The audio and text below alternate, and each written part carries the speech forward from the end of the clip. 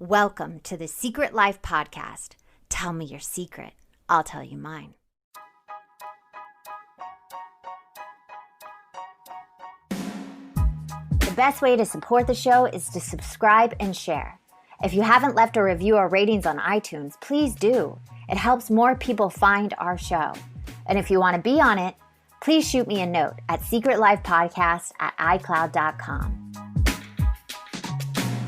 Welcome to Secret Life Podcast. I'm Brianne Davis-Gant. Today, I will be pulling back the curtains of all kinds of human secrets. We'll hear about the deep, dark secrets that make us feel gross and that we'll probably take to our deathbed, or the kind of secrets that are silly and just plain embarrassing that we don't want to tell another living soul. You know, the how, what, when, where, and why of it all. So my guest today is Britt. Now, Britt, I have a question for you. Dun, dun, dun. What is your secret? Ooh, okay. I think that I have decided on a series of secrets, all related to the idea. Yeah, that I think that we do ridiculous things to our bodies in order to feel like we're attractive, like we're grown-ups, like these kind of like these things that we engage in culturally that we all do, but we kind of pretend like we don't. And we don't tell anybody. And that's why it's a secret. Yeah, for sure. Right. Or we keep it a secret as in like, oh no, I just like effortlessly, like, this is just how I am. This is just who I am. This is how I wake up in the morning. I look just like this. Absolutely. Like along those kinds of lines. And I thought back to when that started, and it started at a really young age. And like what age? Like if you could, what age? I think the first time I remember doing something like that was maybe I was like 7 years old, and I had an older sister, and of course my parents were in the house and they were all wearing deodorant. And I was like, oh, grownups like wear this because they like, this is what makes them a grown up, right? Like it's very important to them to put this on every day. And so like, I need to do that. But I didn't know how to use it. So I remember getting out of the shower and seeing it in the bathroom I shared with my sister, and I put it all over my face, like on my forehead. I felt so cool though, just like rubbing it all over my face and my cheeks and like my shoulders and my arms. And then I went to the dinner table and felt so amazing. I was like, I am officially part of this family and I'm an adult.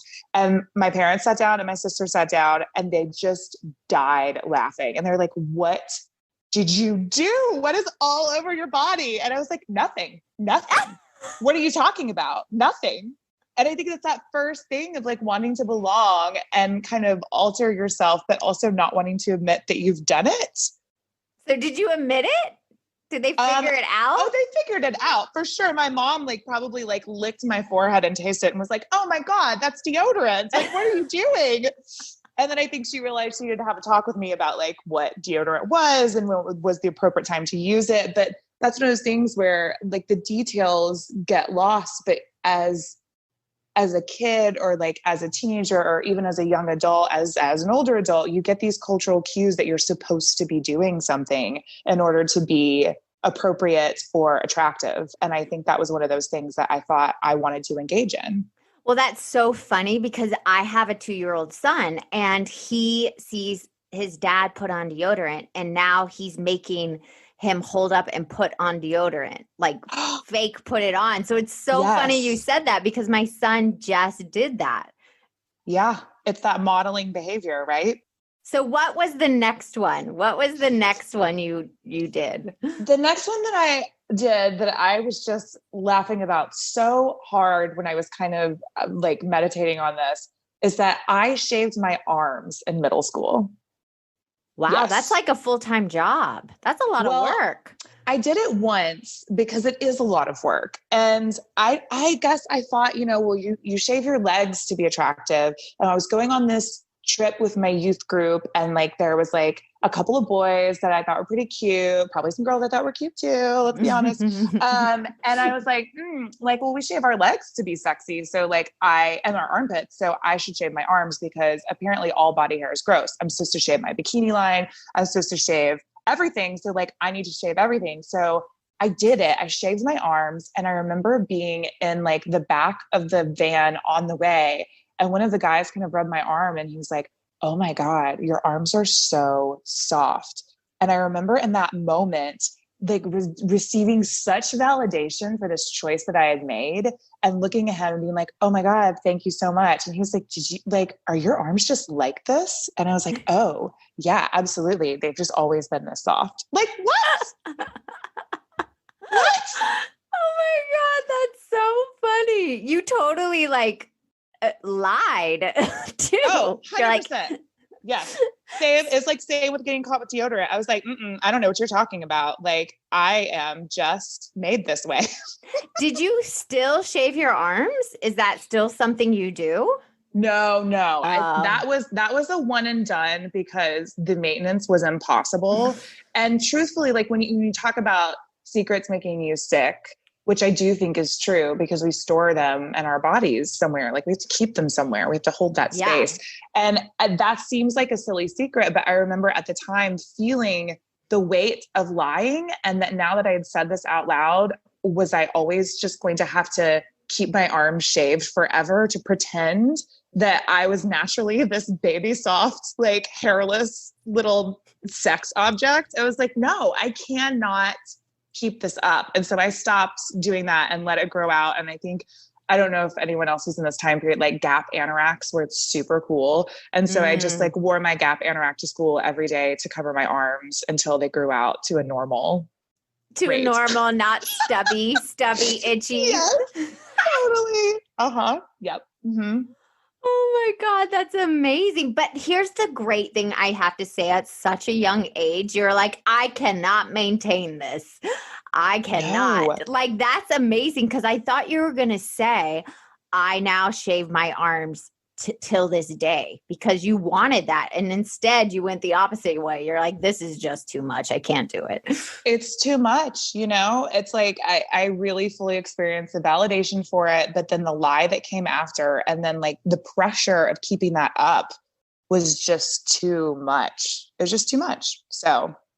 Oh my God. You have to have another one. Come on. Yeah. Okay. So that was like the next one. And then I think the next one I can remember was in high school. I got a water bra. And a what? Do you remember these? Okay. It was like time for this fad flashback. It was a water bra, and it was like not a push-up bra. Was it at like Victoria's Secret or something? No, I think they just had them at department stores, but it was not padded, but it was like filled with water. So it made your boobs look real. And if you happen to run into them, like if someone was to like run into your body, it would feel like a real boob. And it was like a silicone boob inside your bra. Yes, pretty much. But it was water. So it was like jiggly, like it was like very jiggly. Yeah. And how you can tell when you're wearing a push-up bra, like, and I hate them. I hate wearing them for auditions. I hate wearing them for characters. I hate them. Yes. Yeah. Or like when you have to get the push-up bra and you have the chicken cutlets in there, and you're just like, what are we doing? And I always feel like it just feels so false, like on my chest. 'Cause obviously people have seen me. I do not have big boobs, but it's like, it's the worst feeling for me to wear a bra with push-up and those chicken cutlets. It's the worst. It's terrible. It's only if I'm on a job and that is a part of the experience of that character. Like if that character would live through that experience for herself, then I do it. But me personally, like no, it's a cami bra or it's no bra, baby. I'm not exactly. Okay. Go back to this water bra, because this is fascinating. This point, I am now a very, not very, because there's always more work to do, but I feel much more comfortable in my own body, and I've worked to liberate myself from a lot of these beauty standards. But back then, being 15 years old and thinking, oh, my attractiveness to other people rests on something like having bigger breasts. That will make me more attractive. That will make me stand out. That will make me more feminine. That will make me more viable through the lens of sexuality. So I got this water bra, and I fucking loved it. I wore it. It gave me cleavage. They were bouncy. I took, again, all of the validation. And I mean, all, like, even my girlfriends would be like, oh my God, your boobs have gotten so big. And I'd be like, yeah, they really I keep have. picturing a person running through a field with their like water bra, like bouncing, like when you talk Ba-doom, about ba-doom, it. Yeah. ba-doom. I was so excited because like I was buying all of the like Deep V Express baby tank shirts and was like, yes, yes, yes. Look at me. And I wouldn't tell anyone, like even my close girlfriends, they'd be like, oh my God, your boobs have gotten so big. And I'd be like, yeah, for sure. Isn't that crazy? God blessed me with these. God really just blessed me with these new breasts that I am trying on and taking off every night. So how do you even get past that? Because that's like a pretty blatant alteration to your body. Yeah, I think I'm trying to remember how it happened. I mean, it was my junior year, I believe. I just wore it every day. Like I wore all of my bras, like now.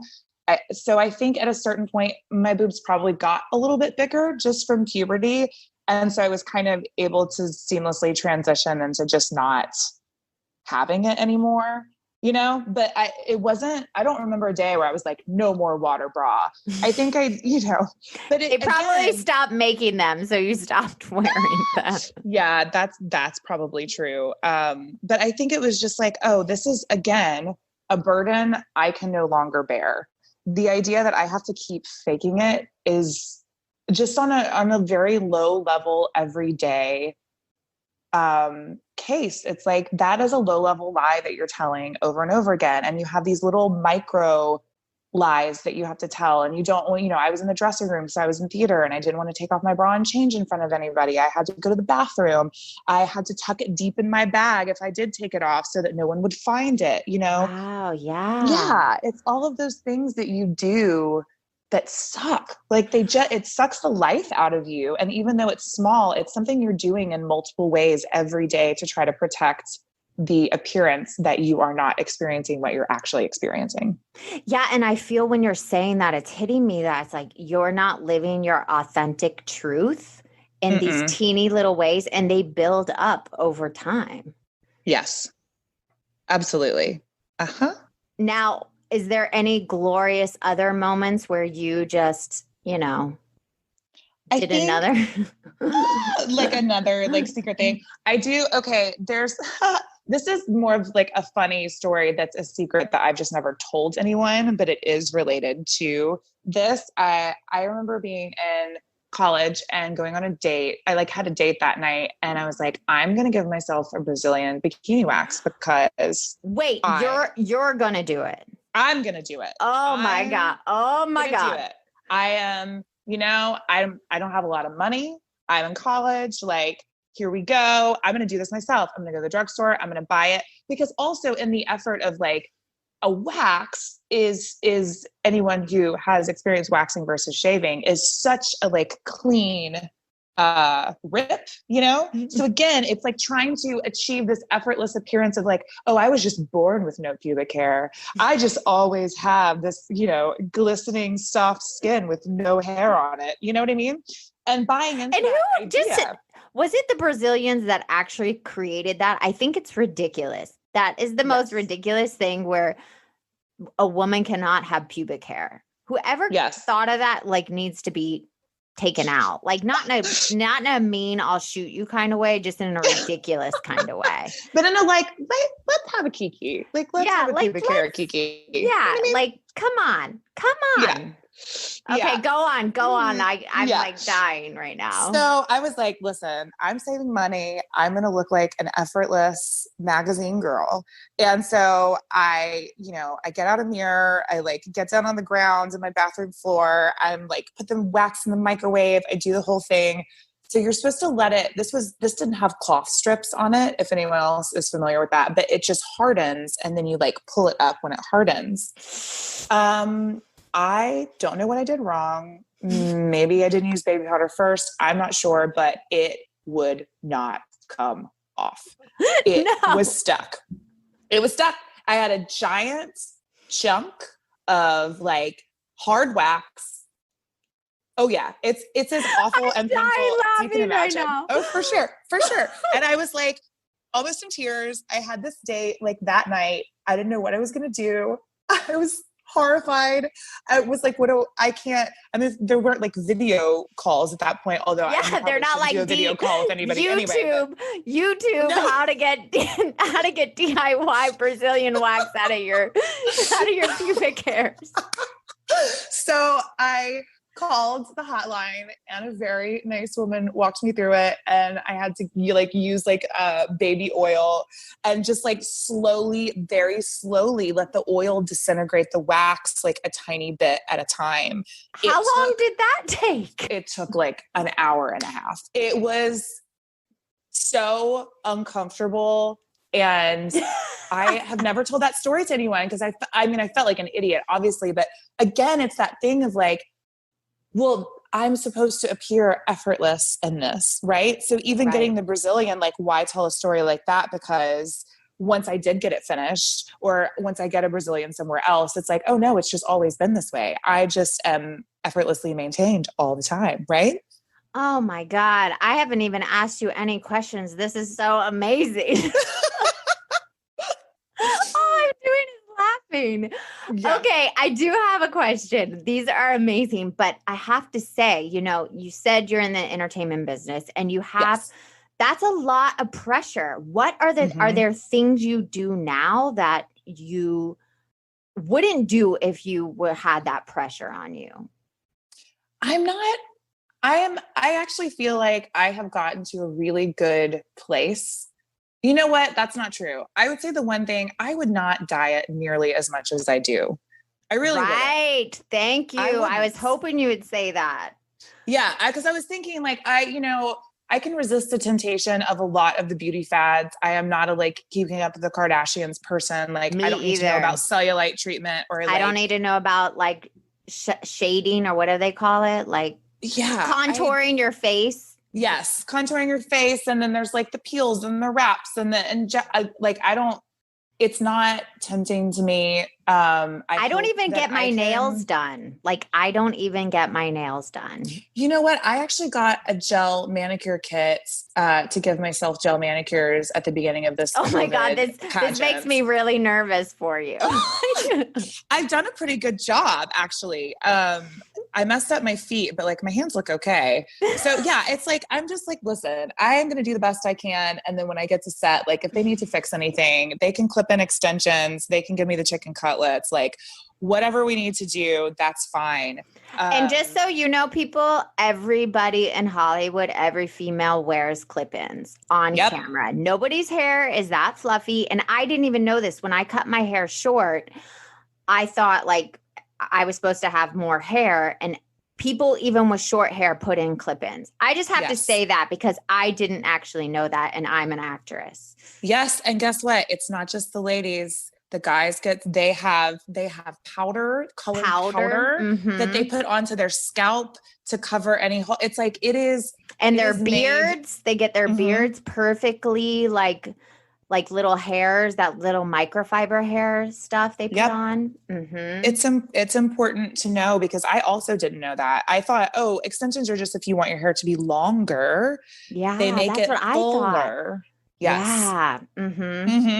Yeah. But yeah, so dieting, that would be the one thing that I would say I would not be as concerned. Especially because, quarantine has been such an interesting process, I think, for everyone. I have never eaten so much bread lately. Yeah. Just those comfort foods. I wouldn't think twice about it in the way that I do now, just in terms of trying to maintain the integrity of what my headshots look like and what, being on camera, it certain angles. And I'm a very tall person. So often I'm acting with people that are shorter than me and they're going to split the difference, but most of the time it's going to be shooting up my neck. You know what I mean? And that's the worst. I actually had a cinematographer say, don't let anybody shoot up at you. And I was like, okay. Okay. I was 7, right when I started. It was in prom night. They were I was standing on a stairs and he's like, don't let anyone shoot up. And I was like, okay, thanks, sir. Like, I have no idea what he's talking about. Like, I wish that weren't true, but like, also it is true. And he's trying to look out for you, but also that's such a formative age to already have that in your mind, you know? I know. And it's like my first big studio movie. Well, my second big studio movie. And I'm like already nervous and yeah. But he was trying to be helpful. But let's get back to the dieting. Cause what are the things like you would allow yourself if you weren't in the business? I think if I were not in the business, I just wouldn't ever count calories. I really don't think I actually am very good about not getting on the scale. That's I got rid of mine. Not doing that.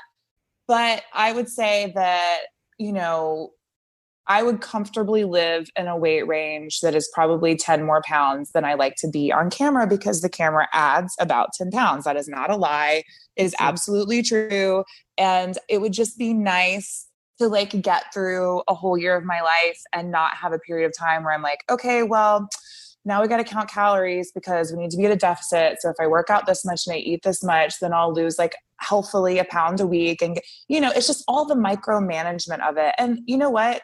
I think people do that anyway when they're not on camera, to be absolutely fair to everyone else. This is not exclusive to our experience, but I certainly would really just base it on how I feel. And that's probably something I should work on anyway, you know?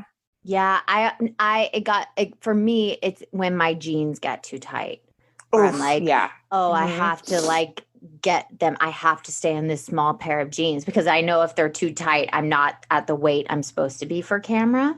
So that would be my scale. But still, I would also say, and I say it all the time, if I wasn't in the business, I would easily be 10 pounds heavier and be okay with it. Yes. So I'm there with you. It's reinforced too. I remember working with a nutritionist when I first moved to LA, because I actually have a lot of food allergies that I have come to find out. I knew I had a dairy allergy since I was a baby. And then I found out I had an egg allergy and a gluten allergy and all these things that were contributing to me I was having autoimmune symptoms and I was getting tested for lupus and all these different things. And finally we figured out I had a food allergy.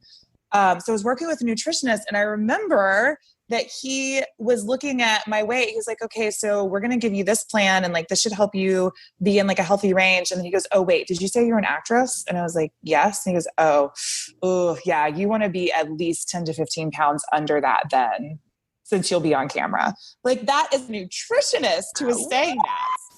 I have never, unless like they specifically go like, I need to be smaller for this part. I've never heard. That is so crazy. Okay. So you've been holding this secret, like all these little secrets, right? That keep like hitting on that self-esteem just a little bit, like making you feel like you're never enough. So let's tie these to the deadly 7 sins, which I love to do. So I'm going to name them for you and then you tell me if it ties. So we got pride, we got greed, we got lust, gluttony, envy, anger, and sloth. I would say pride. Why? I think pride is the reason that those little tiny secrets would get kept. Like I wanted the pride of someone thinking that I just grew magnificent breasts overnight. I wanted the pride of being considered to have the softest skin and the youth group beach trip. Like what? You know, I want the pride of being this like effortlessly sexy person. And that, I think that's where it lives, is like, why not just say it out loud? Why not say, I did this. I put in extensions, I put on whatever, and not make it feel like we are meant to magically wake up that way. I don't know why. It's got to be attached to pride to think that someone can't know that I had to work for it, that it was just given. I don't know why that seems so important. Wow, just that statement is like hitting me and I don't know why, but it is. Like I also have that where I want to look a certain way and I want it to be effortless. And if someone asks me, I don't want to give them the details of like sitting there and plucking my eyebrows and like making sure my hair is done and, putting SelfTanner all over my body and it smells, like. Yes, absolutely. SelfTanner is one for sure. I have definitely had people say, oh my gosh, you look so great. Like your skin tone's amazing during like a summer trip where I definitely got a spray tan. And rather than saying, thank you so much, you should go see Casey at Glow in Studio City, she gave me a dope spray tan, I go, oh my God, thank you. Like, what is that? I know. Okay. So who have this? I know what you're going to say, but I've got to ask you anyways. Who have this secret benefited or harmed? Well, I don't think it's benefited anybody, really. Yeah, I mean, because you're not giving up that spray tan information. Right. Like I would have liked to have that information. Exactly. Well, now everyone has it, by the way. She is amazing. But yeah, I mean, I guess it benefited me in the moment in the sense that I experienced validation.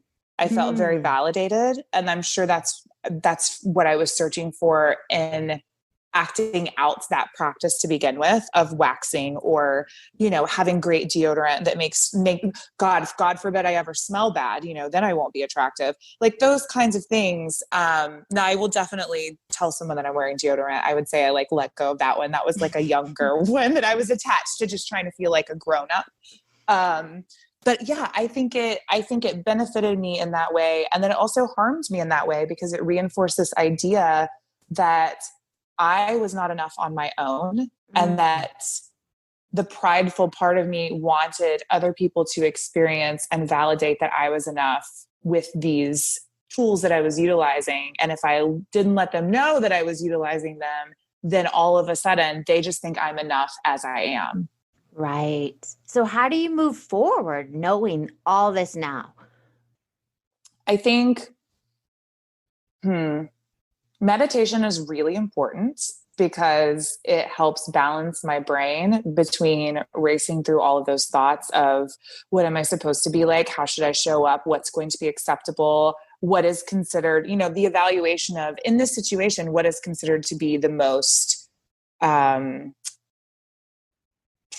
or like optimal version of myself. Because I think we as actors and chameleons are often thinking, well, for this audition or this different role or this different meeting, it seems to be that the optimal version of who we are shifts as far as standards. Oh, yeah. Right. And so to be able to. But I think people that are not in the business, that happens too. You show up as a mother, you show up as a wife, you show up at your job, you show up at, walking through Target. You need to feel like you need to be a certain way, so I feel like everybody has those where they put on like a uniform for that moment, maybe. So how do you not do that though? Meditation is extremely helpful in terms of keeping your brain balanced. And I think truly rather than living for the feeling of validation, living for the feeling of freedom. Ooh. And that means, do I want to shave my legs? Do I not want to shave my legs? I have gotten to the place, hey, when quarantine happened, I actually had this amazing thought where I was like, you know what? I don't remember what my legs look like. I have not seen my legs look like they did when I was 12 years old, right before I shaved them for the first time since that moment. And so I'm going to grow out my leg hair because I want to experience my body in that really innocent way that I experienced when I was 12. I haven't seen that since then because of the beauty standards that I place on myself. And so letting myself do that, I did it. And then I experienced it. And then one day, as my own liberation, I thought, I want to take a really long shower and shave my legs and give myself a salt scrub and feel like a newborn baby. And then I did that. Right? And it seems so small, but living for the freedom of your own expression and finding the joy in your own body is so much more important than experience, or not important. I mean, it can feel really important to you to experience the validation of others, but I think it's a more deeply satisfying, fulfilling experience to have the freedom of expressing yourself. Yeah. And the validation from others never lasts. So the thing that really lasts is your self-love, from you, not from the validation, because that goes away no matter. That goes away. That's like a hit. That's a hit. You got to keep hitting it, Yeah. Well, I'm so loving this episode and I'm so glad you came on. So thank you so much. Thank you for having me, Brianne. This was amazing. If you want to be on the show, just message me at secretlifepodcast@icloud.com. And until next time, bye.